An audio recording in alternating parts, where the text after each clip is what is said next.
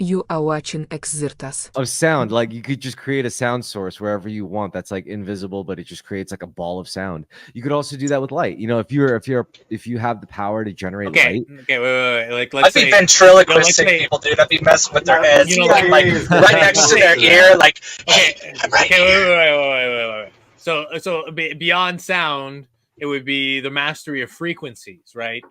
So like let's say Magneto is the master of magnetism and controls electromagnetism. Frequentor. Yeah. Then you have here the control of acoustical waves. Yeah, the sonic frequency.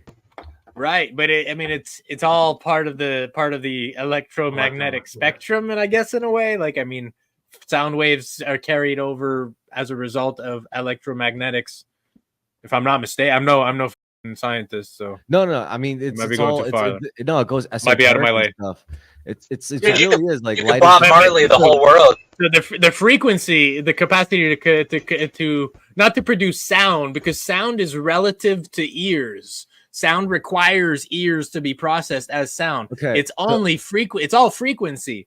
Take away sound, pressure waves, left with frequency, and how that frequency is processed depends on the organ processing it. So sound is just that. Even solid thing is just like frozen light. It's like solid light pretty much because it's all sound, right? Yeah. But no, it's like solid like matter.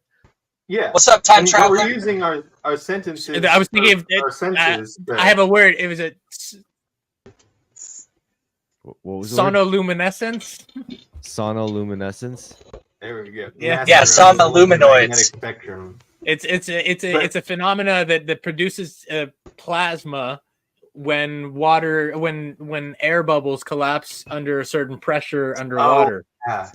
And so this is sonoluminescence. It's like the shock wave creates light, and if you do that perhaps in a vacuum, maybe sound is the source of light. But that seems like really primitive. Wouldn't it almost be easier to just like hijack the brain, the person's personal electromagnetic field, and to them make it seem like they're perceiving the sound instead of like moving all of this air and all of this light? You just trick the brain into thinking that it's perceiving it because these are all just biological tricks. Yeah, but that's not right. How do we trick the brain? How do we trick the brain? CIA has machines to do that already. Yeah, but those machines require immense amounts of work. Like they require it. Like reality is what it is, but like the machines that it takes to change that, like it takes way more work than just being like, here's like the phenomena, the real phenomena. Like faking it is way more work. Maybe, I don't know. I feel like what we call reality is much more fragile and fluid than we would prefer it to be, or would like. There is no real bedrock. I think like mass ontological shock is coming to humanity because there is no. We're slowly coming to grips with the fact that there is no bedrock of reality. We thought it was matter, bullshit. We thought it was like atoms, not really. Because even like subatomic particles apparently like act differently when you just look at them, and that's like a big thing. Like. What were you saying? But those are words, right? And like the bedrock of reality can't be words because reality isn't actually made of language. That's how our consciousness relates to reality, but it's not reality itself. So I just heard Terrence McKenna in my head, dude. And it's not atoms. It's not atoms, but I mean it's not atoms because atoms, like the definition of atoms originally was the smallest thing possible. That's what it was. And then someone went, no, I can divide it. And it goes like, okay, you just changed the definition to make it not the smallest thing. And then you created another subdivision, another subdivision, subdivision. Then you just have an even smaller thing. So that's the atom. The atom just keeps on going lower and lower and lower and lower. That's the thing. But then we decided, no, the atom has parts. And then shout out to Blue Dreamer Broadcast, by the way. You rock. I love doing interviews with you, man. This guy's really cool. I just want to give him a shout out. American Time Machine, didn't you just like do an interview with him? Yep, that was a lot of fun. So if you like fun, go check it out. Nice to see all of you. Hope you're all doing well. Likewise. Just the audience, not anyone on the panel. You guys can go screw yourselves.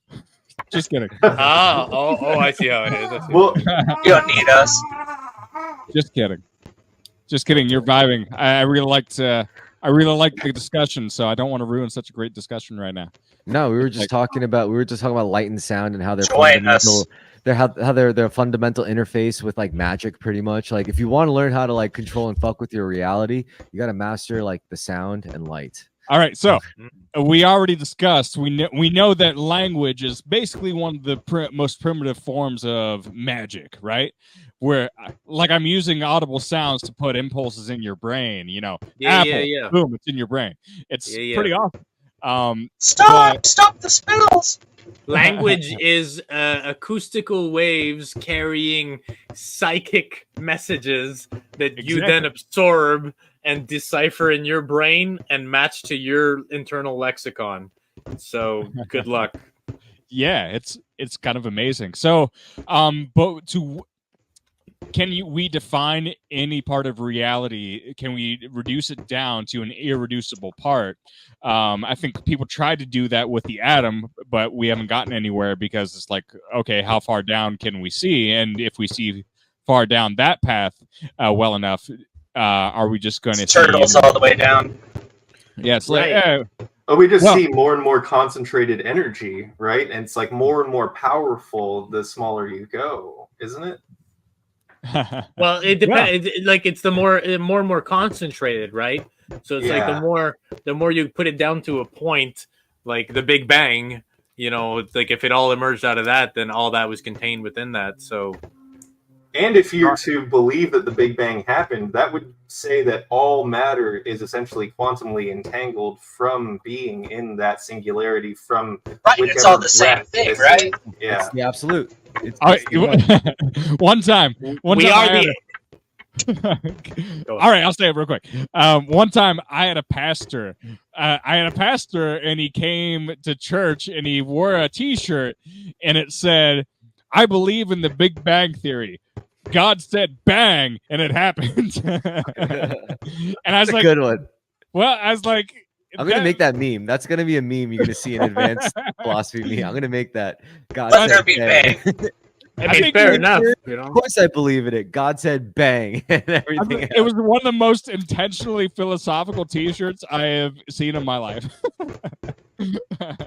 That's awesome. That's a sick fucking.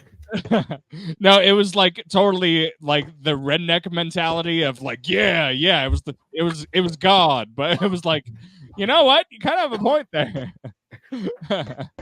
No, the Vatican was actually happy when they came up with the Big Bang Theory. People jumped on it. They were like, "Well," but it wasn't developed by one of the priests, like someone at the Vatican. Yeah, it was like a Jesuit or something like that. Yeah, he developed it in order to demonstrate how complex and how amazing God's work was, or something. And then science was like, "Oh yeah, that makes total sense." Yeah, because science was pissed off actually at the time because they wanted the universe to have been eternal and always there. That means no creation. So when the Big Bang thing came out, it was like, there was a creation point, meaning that that implies a creator. Right. And so they were happy. That made them smile. Well, you know, and they gave them big Jesus boners. A hypothesis is really just a story we tell ourselves to make sense of the information we have available.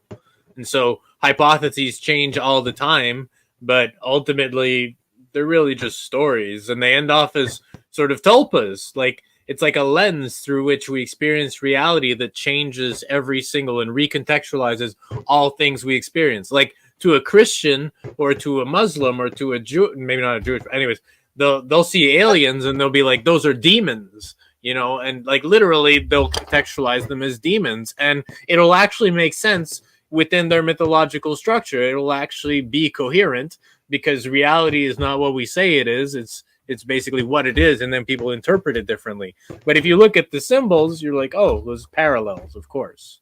Like, why do so many demons have horns across so many cultures? Maybe it's related to, I don't know, some sort of like reptile thing. They were really horny. Or dragons have horns. Could be.